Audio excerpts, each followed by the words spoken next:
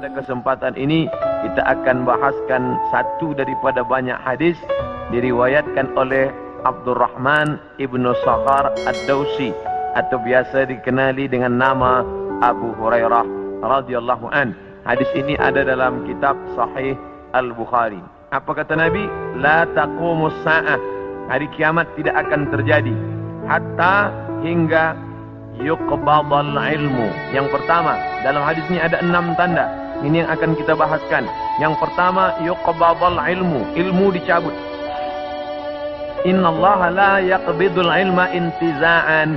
Allah tidak mencabut ilmu seperti mencabut pokok kayu dengan akarnya sekali.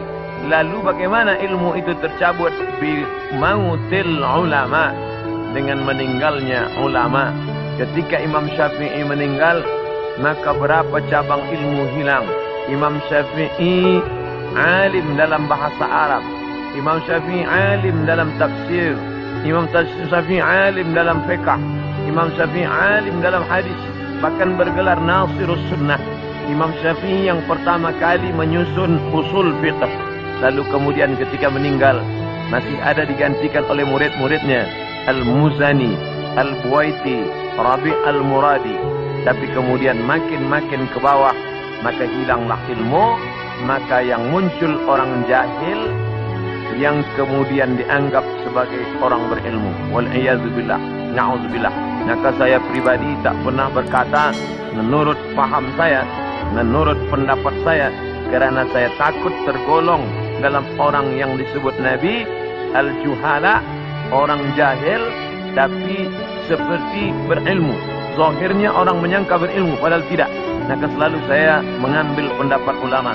Menurut pendapat Imam Syafi'i, menurut pendapat Imam An-Nawawi, menurut pendapat Ibnu Hajar Al-Asqalani, menurut Imam Az-Zahabi, menurut Imam Jalaluddin Abdul Rahman As-Suyuti, untuk menyelamatkan diri daripada juhala. Na'udzubillah.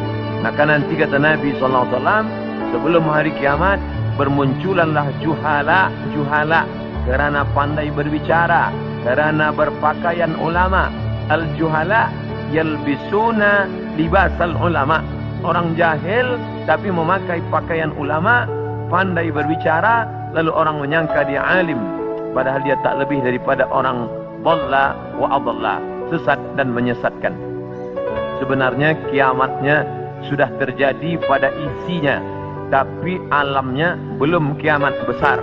Maka kata ucapan Nabi SAW dalam suatu hadis, idza wussidal amru ila ghairi ahlihi, bila diberikan suatu perkara bukan kepada ahlinya, bukan kepada orang yang faham, fantaziris sa'ah, maka tunggulah kiamat. Makna kiamat di situ bukan kiamat alam semesta, tapi kiamat isinya.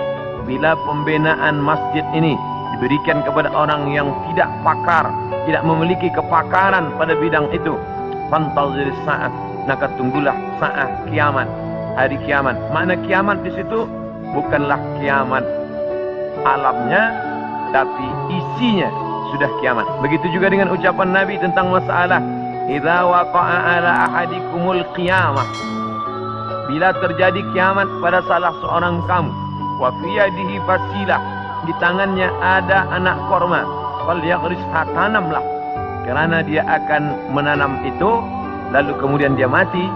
Bagaimana mungkin kiamat terjadi pada satu orang?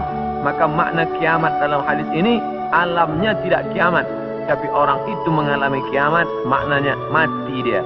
Na'udzubillah.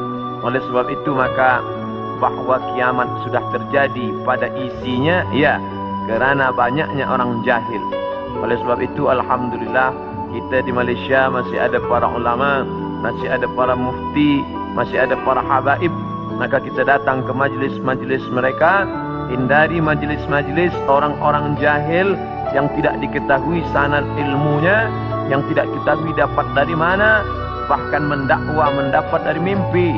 Langsung berjumpa dengan Syekh Abdul Qadir Al-Jilani, langsung saja terus mendapatkan zikir talqin dari Rasulullah SAW tanpa bersanad, tanpa berguru.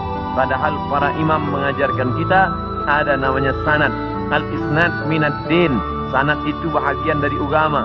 Laulal isnad Kalaulah bukan kerana sanad, laqala man syaa ma syaa, maka orang mudah saja berkata sesuai kehendak hawa nafsunya. Begitu kata Imam Abdullah ibn al-Mubarak, salah seorang ulama hadis yang amat sangat tinggi ilmunya. Maka Imam Bukhari bersanad sampai ke Nabi Muhammad sallallahu alaihi wasallam. Imam Bukhari mendapatkan hadis itu dari gurunya, namanya Abdullah ibn Maslamah. Abdullah ibn Maslamah mendapatkan dari gurunya, namanya Malik bin Anas. Malik bin Anas mendapatkan dari gurunya, namanya Abu Zinad. Abu Zinad mendapatkan dari gurunya, namanya Al-A'raj. Al-A'raj mendapatkan dari gurunya, namanya Abu Hurairah. Abu Hurairah mendapatkan dari gurunya, namanya Sayyidina wa Maulana Muhammad sallallahu alaihi wasallam. Dan di antara sanad itu mesti diteliti pula, orang ini mestilah adil. Makna adil menjauhi dosa besar, menghindari dosa kecil. Lawan daripada kata adil adalah fasik.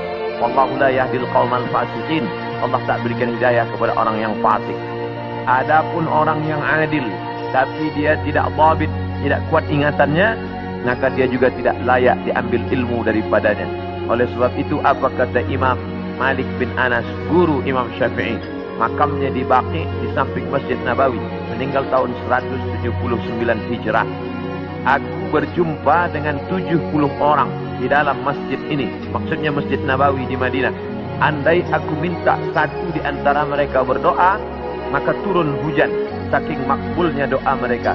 Tapi tidak aku ambil hadis satu pun dari ke-70 orang itu. 70 orang zuhud, ahli ibadah, abid, banyak ibadahnya, kabul doanya. Andai ku minta satu orang berdoa, turun hujan, begitulah kabulnya. Tapi aku tidak mengambil ilmu dari mereka kerana tidak dhabit, kuat ingatannya. Begitulah ulama menapis supaya jangan sampai mengambil ilmu daripada orang jahil. Kerana di antara tanda kiamat adalah yuqbadul ilmu, bahwa ilmu dicabut Allah Subhanahu wa ta'ala. Maka bila kita masih ada kajian-kajian khas tafsir, khas fiqh, khas usul fiqh, khas hadis, maka kita hadir, kita dengarkan, kita pahami, kita rakamkan, kita share, maka dia bagian dari dakwah. Tapi bila itu sudah tampak banyak menebar, sebenarnya salah satu daripada tanda hari kiamat.